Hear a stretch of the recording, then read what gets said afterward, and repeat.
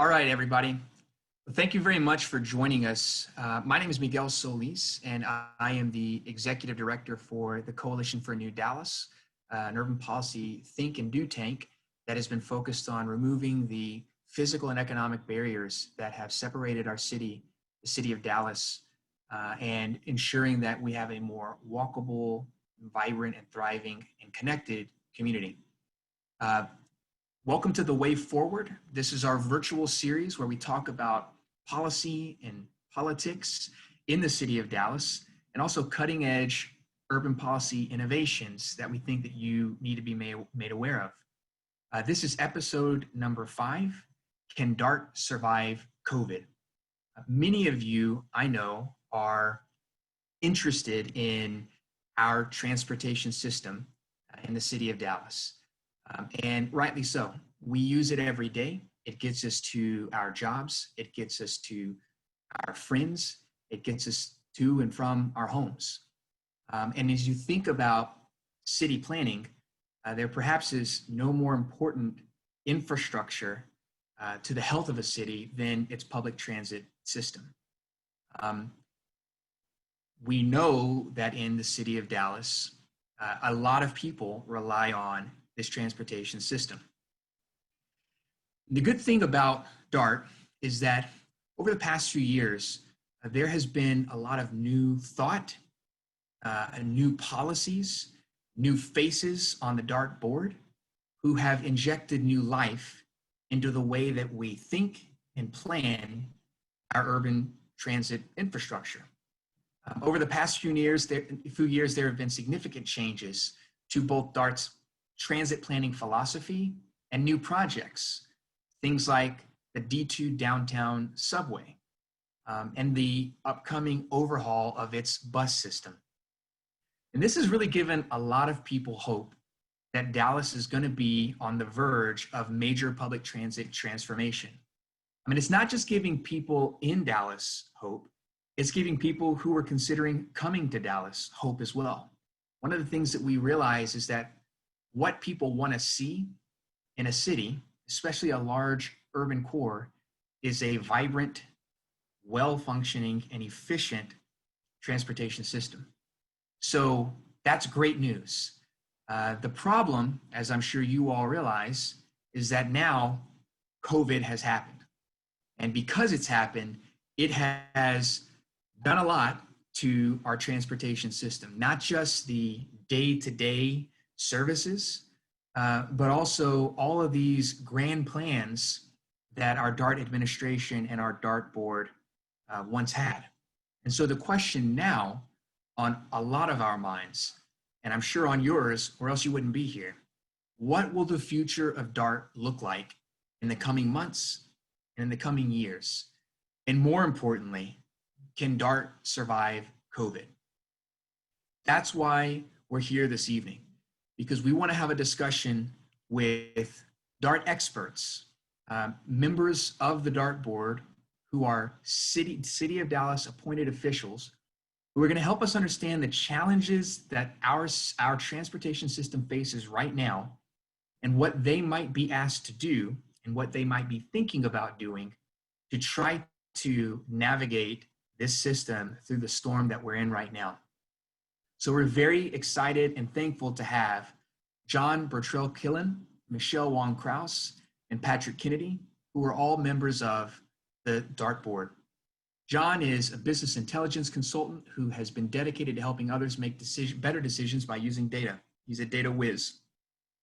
And he's been on the DART board for some years now.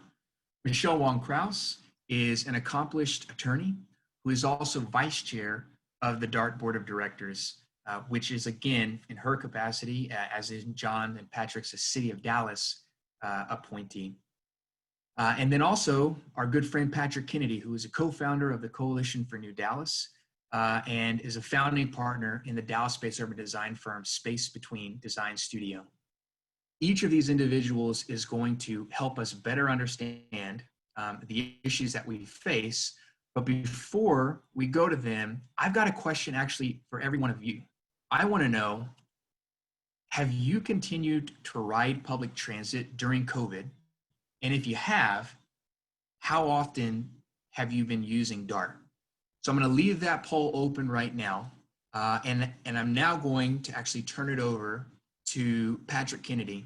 And Patrick, I want you to help us understand, take about 5 minutes and describe the work that Dart was undergoing prior to the COVID-19 shutdown. Thanks, Miguel, and thanks for inviting all of us. Good to be here with my colleagues, John and Michelle, in Zoom instead of Microsoft Teams that we meet each other every couple of weeks in.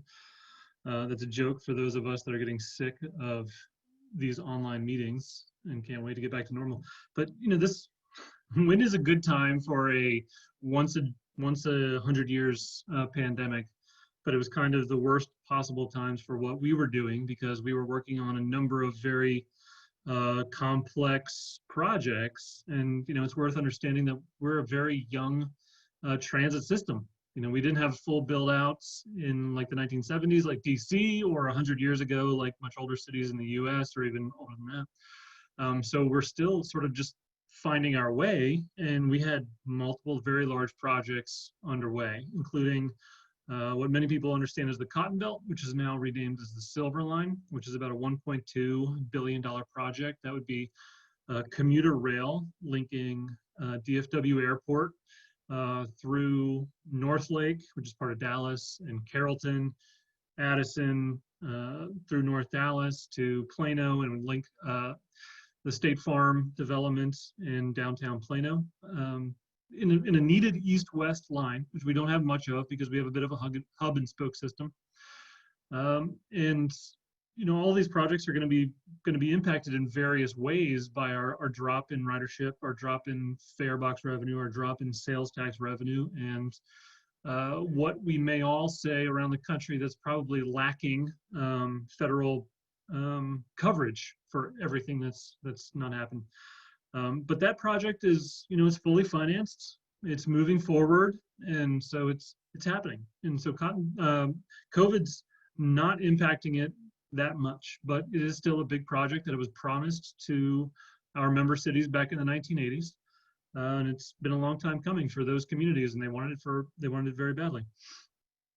We've also been working on D2, which is the second downtown rail line, which would be a subway line, and D2 is needed because we've got 4 rail lines that in that hub and spoke system that all converge in downtown Dallas on one trunk line, and we can only fit so many trains through that downtown mall that we have currently.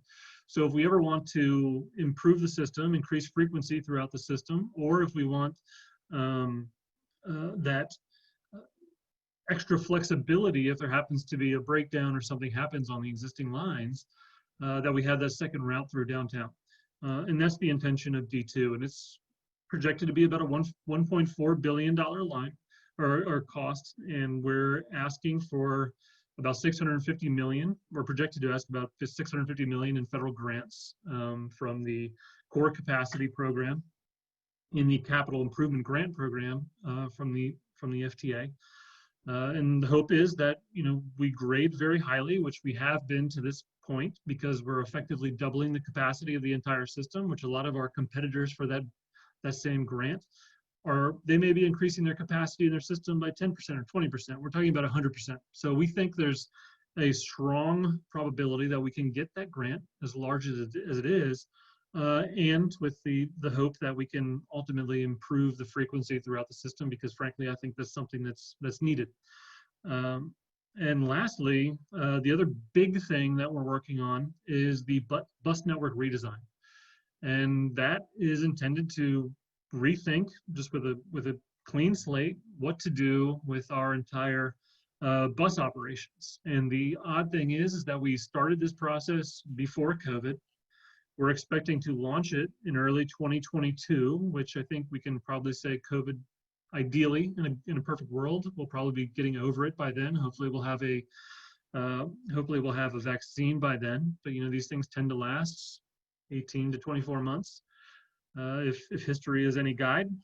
But we're planning the entire thing during the pandemic, and so that throws a lot of monkey wrenches into the system. So the question is, how can we continue to plan it? And we were expecting to do that as budget neutral. I would say that the bus system was already currently underfunded, and you might say even say starving, and it needed more resources. But we were willing to relaunch it with the same resources that it had.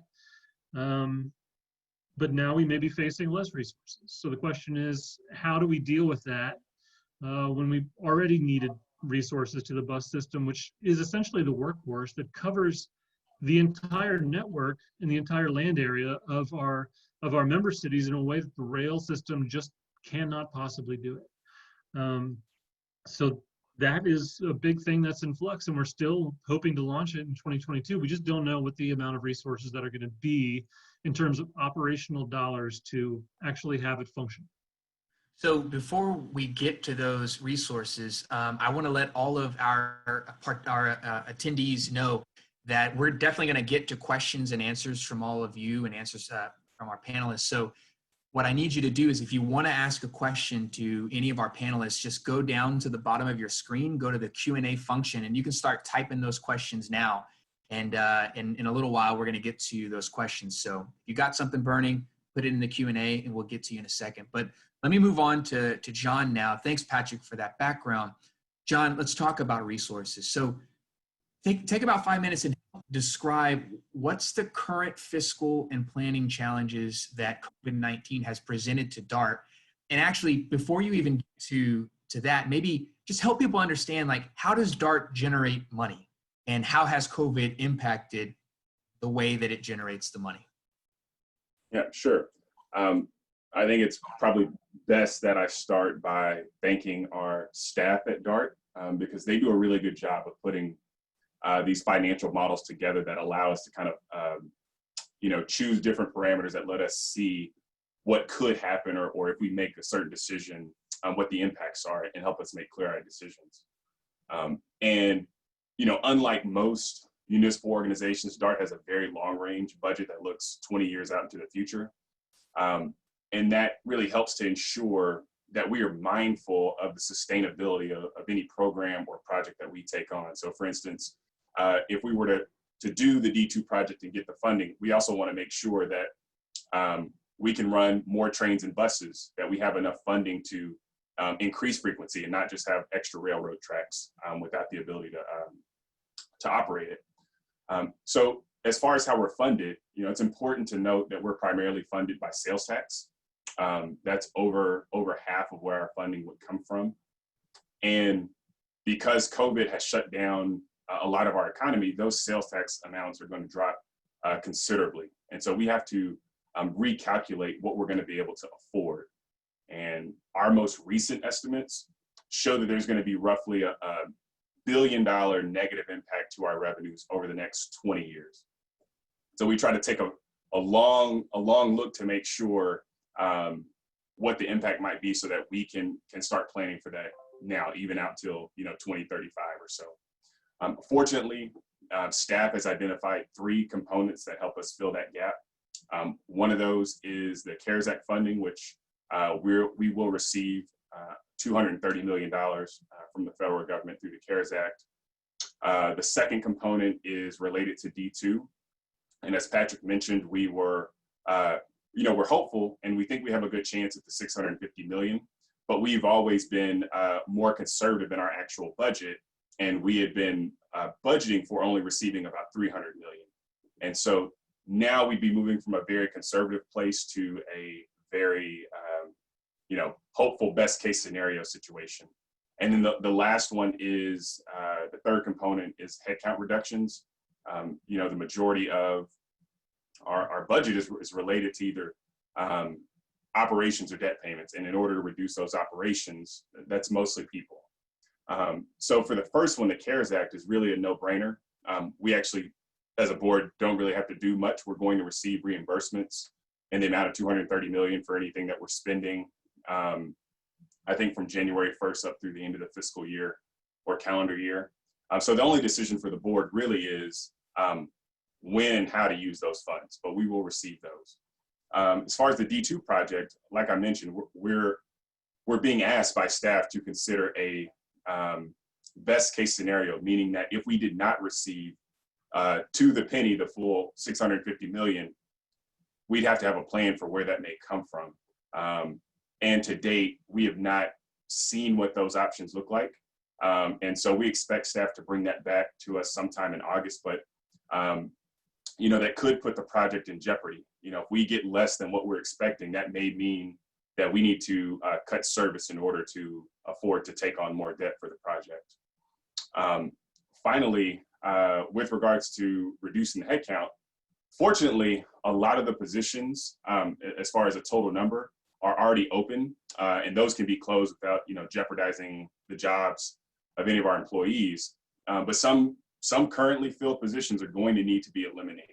And at the moment, staff is recommending that the majority of those positions would come from our bus and rail departments, which would coincide with about a 20% reduction in bus services and a 10% reduction in rail.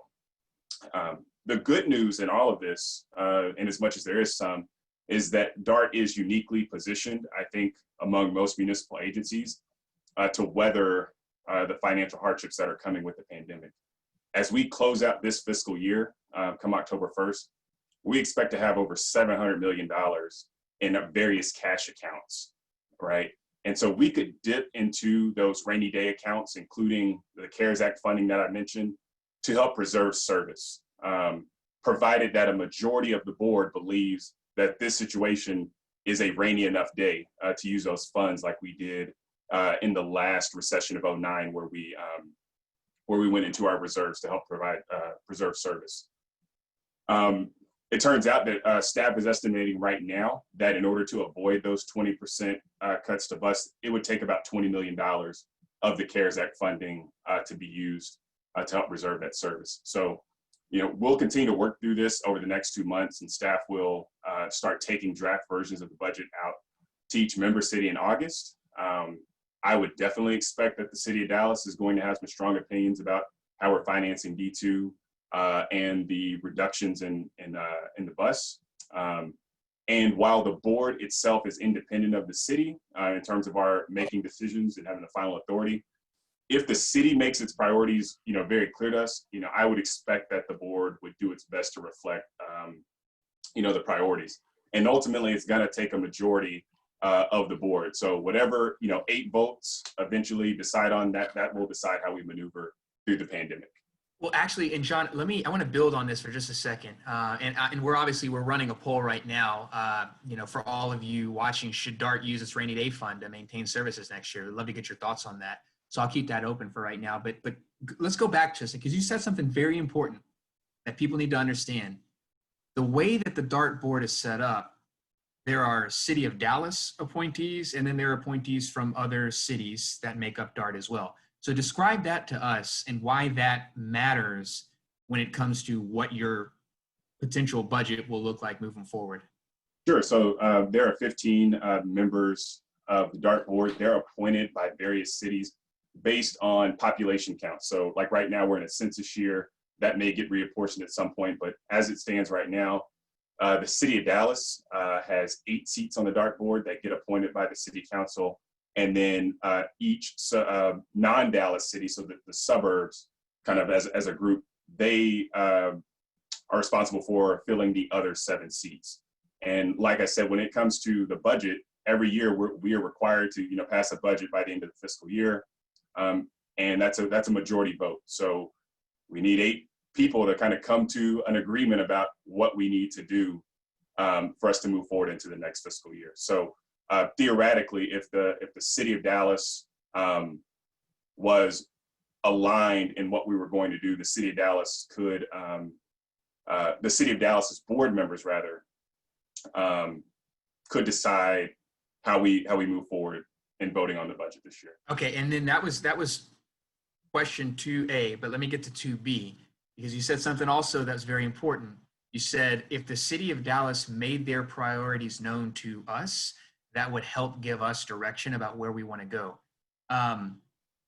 Is that like a formal process that they need to go through? Is that they need to pass a resolution to say this is what we want you guys to focus on? And historically, what's that relationship look like between board members and city council members and administration? Well, so I've been on the board for about 3 years, and I think I can. I think we've received one resolution from the city of Dallas, and that was pretty clear, and that was related to actually one of the reasons I'm on the board related to the Cotton Belt and D2 vote, where the city of Dallas wanted to make crystal clear what its position was on why DART and its board members should make sure that D2 was not left behind, for instance. And so I think that's probably the clearest way because it's documented, it's on paper. But we've also received some letters from city council people or staff at the city of Dallas. So it can come a number of different ways. But yeah, resolution or letters or something like that, or phone calls from city council. But some way for us to know what they're thinking, for instance, whether or not they're prioritizing that D2 get done. And if that means cuts to bus, then, we do that. Or maybe it's, don't let bus cuts happen at all. We need my assumption, John, is that without something like that, then it's basically every person for themselves and what they think, at least when it comes to, city of Dallas officials. I mean, it sounds like that's the way that it ultimately would end up working. Right. Yeah. Generally, we're not a monolith. We don't all vote in a block. Generally, either way. So, but if there is some clear guidance, I think generally, we try, unless there's some reason or we have some inside information that they may not be privy to, we do our best to, go with the interests of the city. I think we're also appointed to think for ourselves. So the council's not constantly babysitting us. It's a good point. So to our participants, again, if you've got questions you want to ask, make sure to drop them in the Q&A down below. We'll get to them in just a little bit. Michelle, I want to turn now over to you, and I want you to help us better understand what the future impact COVID-19 is going to have on DART. So if some of the things that Patrick and John suggest could potentially happen to the current operations of DART, if that happens, what's it going to look like for everyday citizens from a money standpoint, from a work-life standpoint? What's it going to look like? Thank you very much for inviting me. As you can imagine, predicting and planning for the future during a pandemic is a huge challenge. COVID has put us in unknown territory. But what we do know is that there will be a long-term and continued negative impact on DART's funding levels. As DART goes forward in a post-COVID world, we will need to continue our enhanced agency-wide cleaning and safety protocols and incorporate those and additional costs into our financial plan. I foresee personal protection equipment, rear door boarding, physical distancing continuing to be a part of our new normal for the remainder of 2020 and most probably a significant portion of 2021. DART will be leveraging new technology not only to improve our mobility choices, but also to create a touchless and safer riding experience for our passengers. As discussed earlier, DART does a 20-year financial plan as well as a yearly annual budget for the incoming year. I do want to mention that any changes to the financial plan or the service plan is a 2/3 vote, which means that Dallas cannot needs the cooperation of other member city representatives to make those significant changes. So we're in the midst of. Let me ask you, I want to ask a clarifying question. Would that also, if you wanted to go into the fund balance, would that then have to be a 2/3 as well? That I think, I'm not sure about that. I would have to check on that and figure out whether it has any impact or changes to the financial plan. Got it. So I can get back with you on that though, because that is an important concern if we're looking at dipping into that fund. So, our service levels and our financial plan are inextricably intertwined. So we are going to be, there's an anticipated shortfall, and that includes taking into consideration the CARES Act, a $45 million shortfall over the next 20 years. So that means that offset and budget cuts will have to be made now in all areas of DART, from right-sizing the DART staffing to reviewing operations and capital projects to find savings. There are no sacred cows. We are looking at everything to find those savings. We are undergoing a significant paradigm shift in public transit. Prior to COVID, transit agencies nationwide were already moving from the traditional train and bus company model to more of a mobility as a service, incorporating different modes of transportation like ride-sharing companies such as Uber and Lyft, to scooters, and in the future to even flying ride-share vehicles. But for me, the bus is, and for the near foreseeable future will be, the backbone of our transit agency. As Patrick described earlier, we're re-envisioning our bus service plan to improve service. We've hired Jared Walker to provide expert advice on reaching that correct balance between coverage and ridership, two good goals, but located at the opposite ends of the spectrum. So that balance varies for each locality, and for DART, it's critical that we receive the input of all our stakeholders in order to find what's the best balance for DART. So we do have several projects in the works. The three major products are platform extensions, Cotton Belt Silver Line commuter rail, and the D2 light rail project. Platform extensions projects have been fully funded, is presently ongoing, and is projected to be completed by 2022. So there's no serious impact from COVID. The Cotton Belt Silver Line commuter rail project has been funded and is presently ongoing and is projected to be complete by 2022. But we are reviewing this project to see where we can achieve savings. So I think that there probably will be an impact by COVID on this project. For example, perhaps purchasing less trains can save millions of dollars. I requested figures. So what if we single tracked it instead of double tracked it? So, we want to look at all potential savings. Regarding the D2 light rail project, while it's in the financial plan, not all anticipated funding has been confirmed. And so there was a delay in our timeline because there was a change in the D2 project from at grade to below grade. So we're presently in line to be approved for the capital infrastructure grant from the federal government. So there may be an impact by COVID on this project. I mean, we're presently looking for savings in this project. We don't know how or if COVID will be affected by the federal government's capacity for public transit funding. We have a great project, but as you can see, trillions of dollars are being spent in response to this pandemic.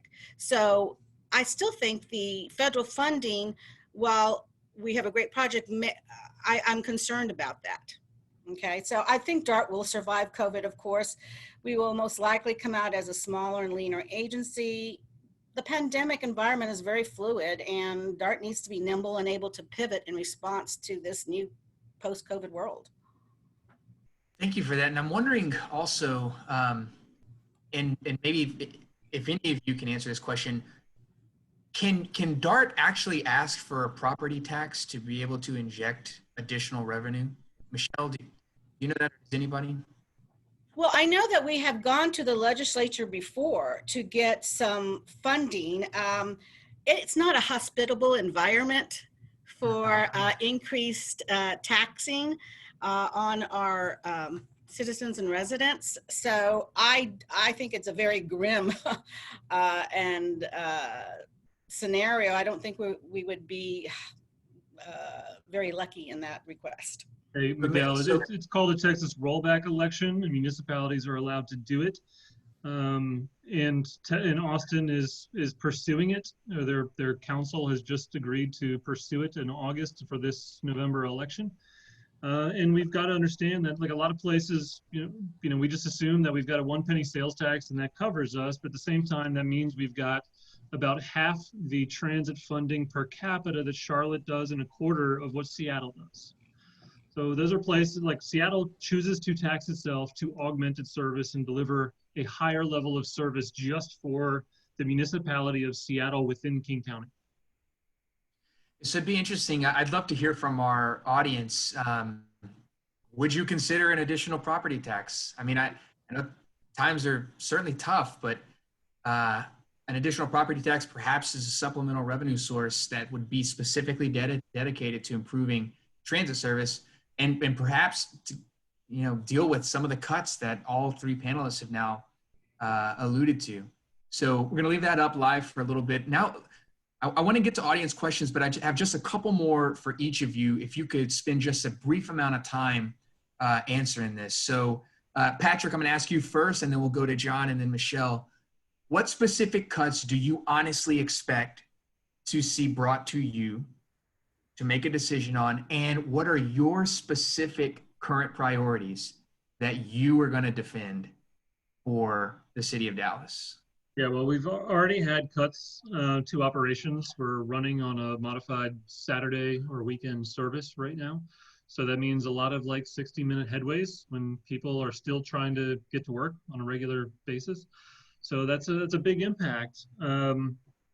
And we, it makes some sense because of the amount of ridership that dropped, but, vehicle miles traveled by drivers has also dropped 50%. And I don't think TxDOT is about to start closing down roads or lanes.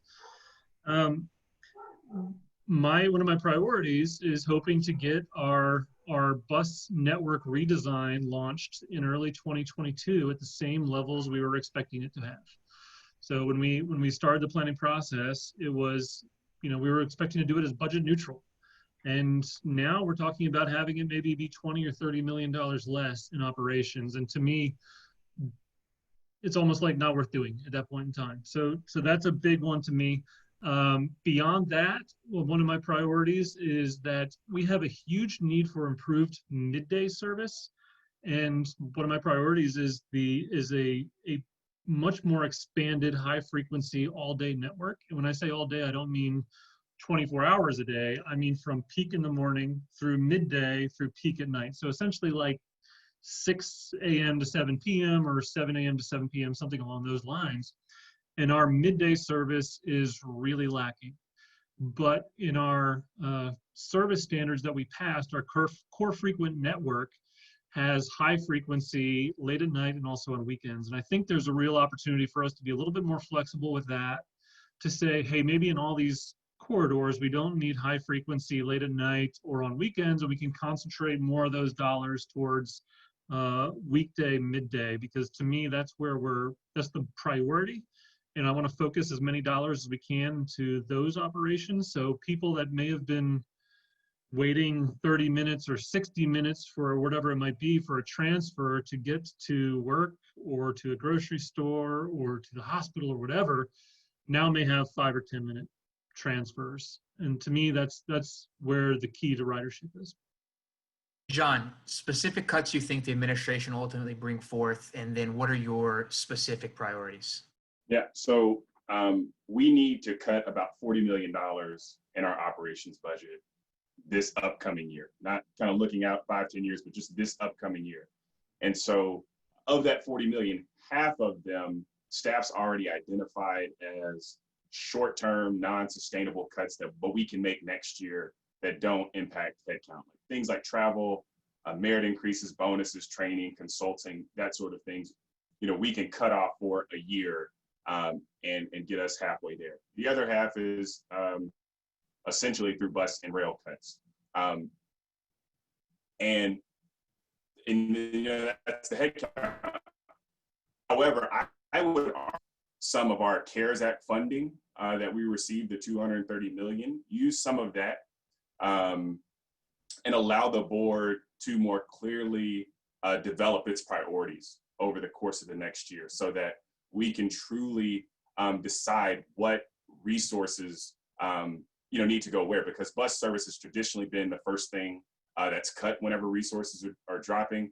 But as Patrick mentioned, bus has been starved for resources for far too long. And so when staff brought us the annual budget for this year, the draft, that draft assumed a zero-based budget and said everything that we're bringing forward to you is critical and necessary. And so if everything else is critical and necessary, and it still results in a 20% cut to bus and rail services, that means that if we have another bad year, that means more cuts, that there's nothing else that we could look at. And I don't think that that's true. I do think that there are probably some administrative things we could do. But I would stop short of saying, oh, I'd like to get rid of marketing or customer service or something like that. I'd rather take some of the CARES Act funding, provide the service for a year, and better digest and work with my board members to find appropriate cuts. As far as priorities, everything Patrick said with buses to redesign, I would also add, I think it's worth trying to reimagine what our public safety looks like in transit. So, how do we respond to things like fare evasion? We write a bunch of tickets. No one pays those tickets, and then they end up at the justice of the peace, becoming warrants. And that just doesn't make a lot of sense for a $2.50 ticket to eventually become, ensnared in the justice system. So that's something I think I'd like to take a look at. Awesome. And Michelle, your thoughts? Thank you. I think Patrick and John have covered most of the expected requests for cuts, both in operations, capital, staffing. So I wanted to let you know that my current priorities are to ensure that we restore as much of a bus service to the transit reliant rider as we can, given our financial constraints, and that we don't defer D2. Back in April, we had a 70% reduction in ridership. And so DART reduced bus service and train service because of that reduced ridership. And right now we're scheduled on August 11th to hold a public hearing to consider service restoration and modification for our our bus and rail services. So what DART staff did was proposed that ridership levels be the trigger for increased service levels, so that we have a plan that, okay, we stay on this minimal Saturday service level, and then as we get ridership, 20 riders in a bus, then we increase service. However, because of my concern of kind of the chicken or the egg conundrum, that is, because of the lower frequency on bus routes, there are less riders, which in turn means less frequency, which in turn means less riders. Okay, that's my concern. So I proposed at our last July meeting that we flip the triggers, and let's start with a pre-COVID bus service levels.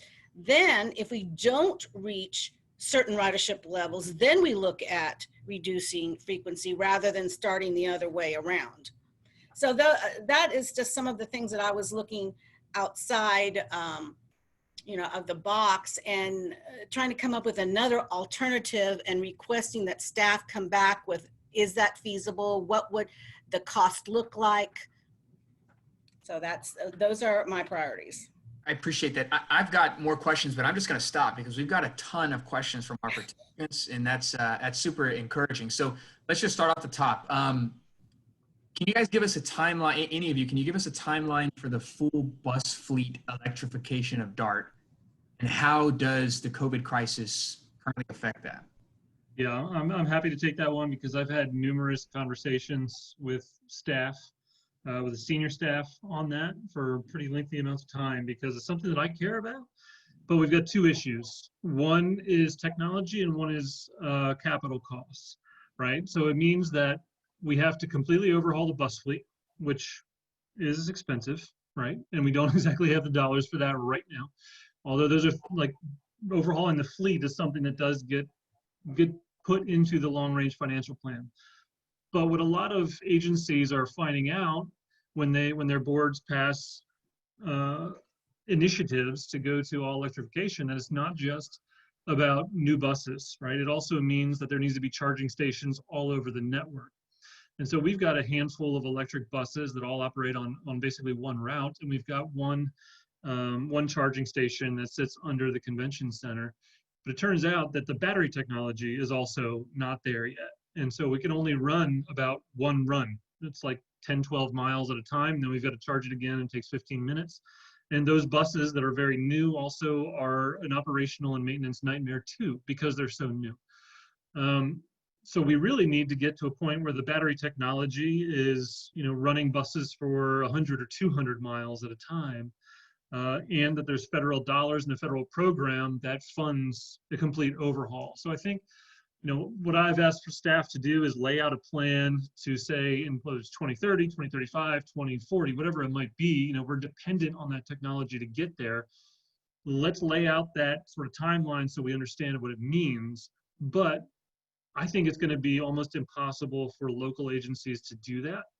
To me, I feel like this is going to have to be a federal program that steps in and says, one, we're going to fund the R&D to get the technology to a point that it makes sense, that battery technology makes a lot of sense, and we're going to help you overhaul our fleet, and we're going to do it by 2030 or whatever target they set. So most importantly, I would say vote this November, vote in 2022, vote in 2024 for these kinds of issues. We got another question, and I'm going to tweak it just a little bit. It's a question from Juan Pablo. He says, what kind of potentially difficult questions are you expecting to be asked in this process? We touched on this a little bit, but for example, John, you mentioned deciding between going forward with D2 versus continuing bus service as it is. Do you expect that to be a possible tough decision to be made? Let me add a little to this too. There have been questions about whether we would do D2 versus the Cotton Belt now that we maybe have to make choices around that. So I guess do two things for me, John. Very quickly tell us what's the difference between D2 and the Cotton Belt for people that may not know that. And then second, would that maybe be a tension that you guys are going to have to deal with? Sure. So the Silver Line, or as previously known as the Cotton Belt, is the east-west line that's going to run on the northern portion of the DART service area, starting in Plano and going out to the DFW airport.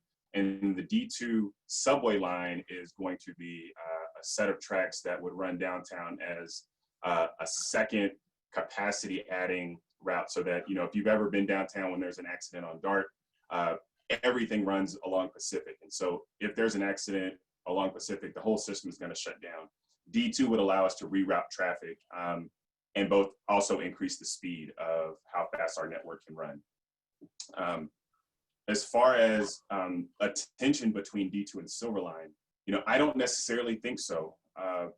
Michelle was on the board before Patrick and I, and they worked really hard, the board members, to come to a place where we could get both projects into our financial plan. And the financial plan is the long-range budget, and as Michelle said, requires the 2/3 vote. So the city of Dallas alone cannot pass the long-range plan.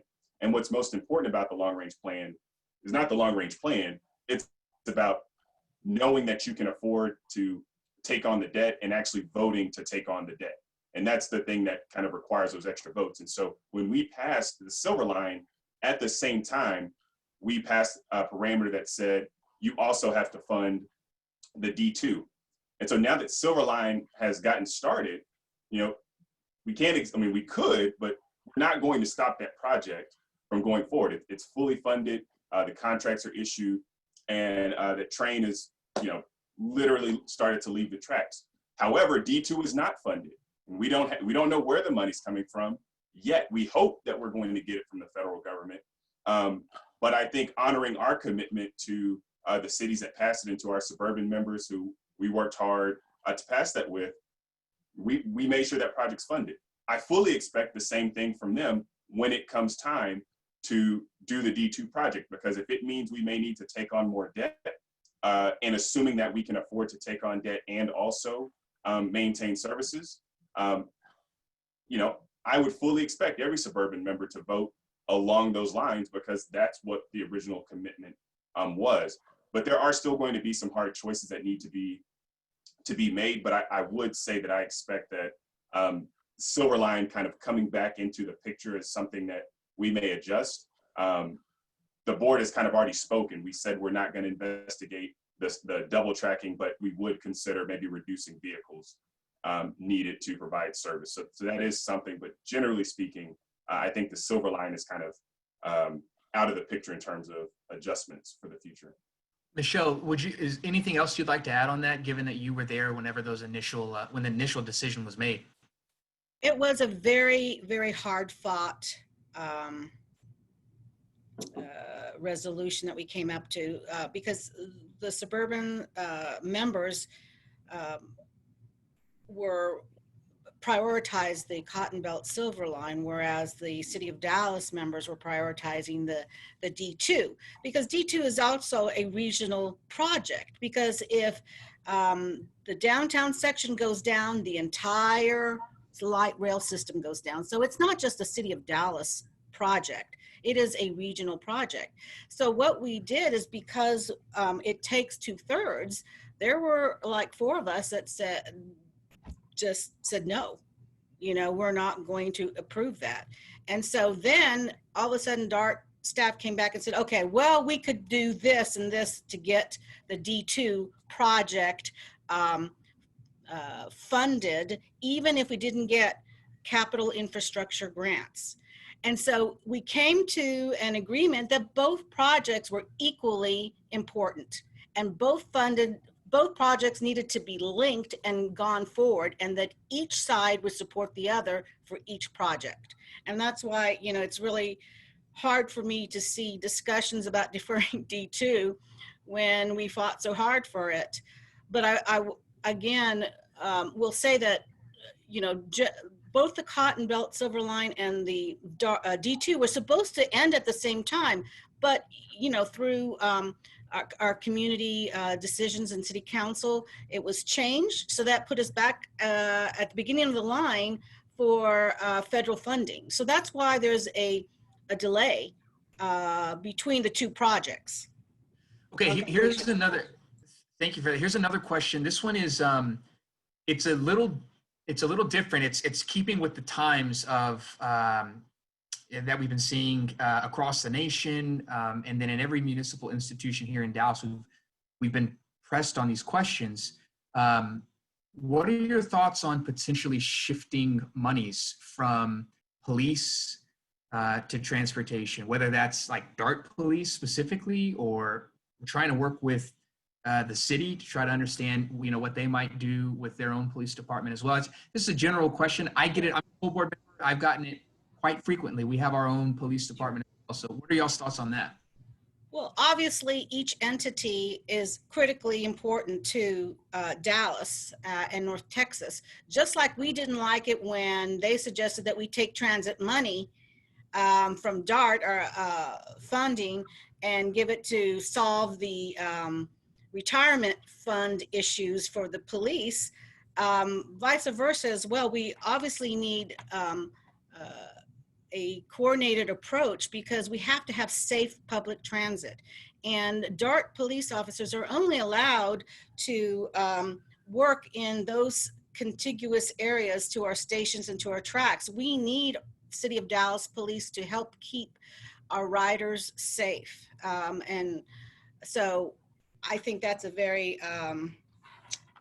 difficult nut to crack, and I wouldn't be the one to open the can of worms.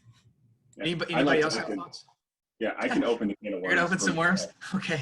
Yeah, no, I would just note that when I joined the DART board in the summer of 2017, we had a string of incidences on our rail lines and on our transit system that sprung us into action. We felt like we needed to do something immediately to shore up, public support and make sure that people felt safe. And so we've added a significant amount of officers, contracted security, fare enforcement officers over the last 3 years to our budget. And now that we've done that over the 3 years, I think it's appropriate for us to look at and say, did that result in an increase in public perception? Did it result in a decrease in incidences? Did we have higher ridership because of it? Do we have less fare evasion because of those things? Frankly, I don't know the exact answer to those, but I would be wary if we have a 50% drop in rail ridership, for instance. Do we still need the same mix of officers, fare enforcement officers, and security guards patrolling stations in the system at the same way? Our DART police department as a whole, I think, is great, but as Michelle said, I don't think there should be any sacred cows. But public safety is incredibly important, and so once you give dollars to that department, it's incredibly difficult to to take away, because it looks like you're taking away from public safety generally. So I agree, it would be tough to suggest reducing that budget, but it's something I do think we'd have to take a look at along with everything else. So I've got another one. And the way that the question is asked, I want to frame it a little bit towards, how, other additional things you're thinking about funding or not funding. So Connor asked the question, what plans does DART have to make improvements to bus stops and shelters?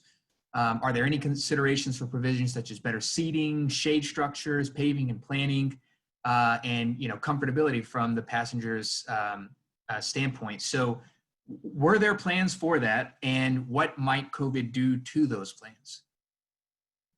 Well, I don't know what COVID will do to those plans. That's worthy of some investigation and introspection.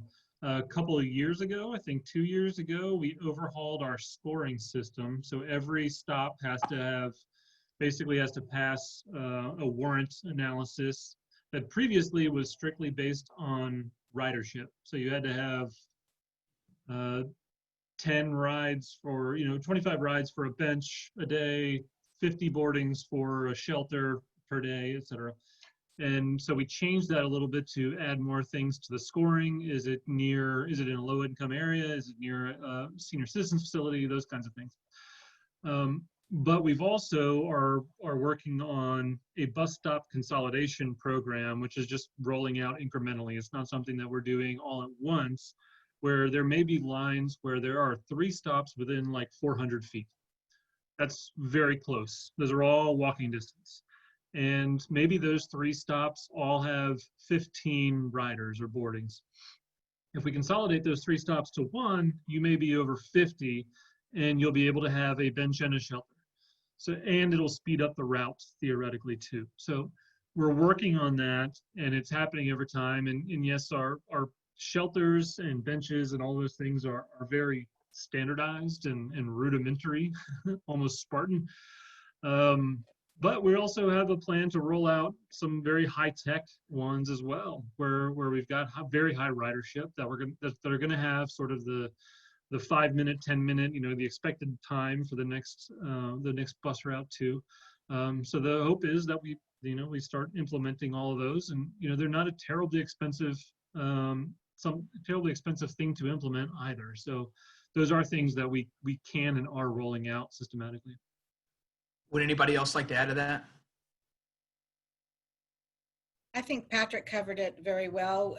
We did listen to the different issues that our ridership had and riders had, and we did include other metrics other than just purely boardings.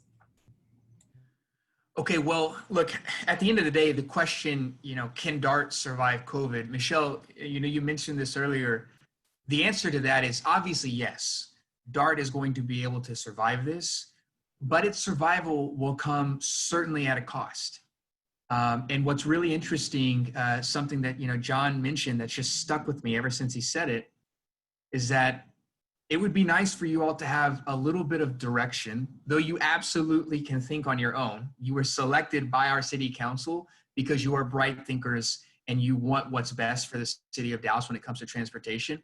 But it also helps to be able to know what are the city's priorities. And you can only know so much of that without actually knowing from City of Dallas officials what those priorities might specifically be. So in coming to a close, what I'd like each of you to do is let our panel, our audience know what are some specific things that you would ask of them to help you be an effective advocate for them in the City of Dallas as we come up to these August and September discussions that are ultimately going to determine the future of DART for many years to come. And anybody can jump in with that.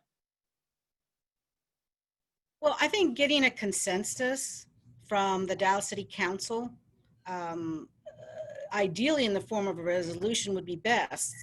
But like the different board members on DART, different city council members may have different views on how DART should proceed, what should be its priority. So if we have one city council telling us well, no, it's bus, and another city council member is saying, no, it's D2. You know, we need a consensus. I know that all of us, Patrick, John, and myself, have made outreaches to speak with individual council members so that we do know what their thoughts are. But again, having a cohesive resolution that reflects the will of the entire city council, it really is ideal, and that helps for us to know what is the priority of the entire city council, not just one or two members. So that would be helpful. Yeah, I Another would thing- I would agree Go with ahead. Michelle. I think having a resolution would be helpful. I think if I were to ask more specifically in terms of kind of picking either ors, I would want to know, you know, how much bus service are you okay with being cut? You know, for instance, are you okay with 5% of the very poorest performing being cut? You know, do you care about bus service more than you care about the TRE that connects to Fort Worth? Like, so if we have to choose how to save $1 million, which would you want it to come from? And then I also want to know that if it comes to a choice between bus preservation and D2 maybe needing to be delayed by 3 to 5 years, which would you prefer to see happen, right? And so I think having them answer that clearly would help me in my decision making. And, you know, again, I don't expect us to vote as or at least have a monolithic view on how to move forward. And like Michelle said, you know, council members in North Dallas maybe have different interests than those in Southwest Dallas, right? But I do think it's been pretty clear by their prior words that the bus is pretty important right now. And so, you know, we'll see what they say. But yeah, those are the things that I would look for from the city council and staff. Patrick, any final thoughts? I echo what my colleagues say. So here's what I want our participants to know as we come to a close. At the end of all of this, we're going to be sending out an email to all of you because we want to know, what are your priorities? What matter to you? And we're going to collect all that information, and we're going to get it to our panelists here along with the rest of the City of Dallas officials on DART. And we will also make sure that our council members are aware of that as well. Because as we all know, we have got to get our urban infrastructure right. We've got to get our transportation system right if we are to have the city that we all want and deserve. So to our panelists, John, Michelle, Patrick, thank you for your service on behalf of the citizens and residents of Dallas. Thank you for the endless hours that you spend trying to make the best decisions for us. And my prayers and thoughts are with you as you go into this budget conversation, because I know it's going to be extremely difficult, but I know that you all will do what you ultimately think is best for the citizens of Dallas. And to all of you that are watching this, we want to thank you for your continued support of the Way Forward and the Coalition for a New Dallas. Make sure that you stay engaged with us, and you can do that by visiting our website, coalitionfornewdallas.org. We hope you'll join us. If you just click coalitionfornewdallas.org, type that in /join, you can figure out some things that we're working on, and we can be in touch with you about things that are of interest to you. You can follow us on Twitter, Instagram, Facebook, and YouTube as well. Again, thank you all, and stay safe out there.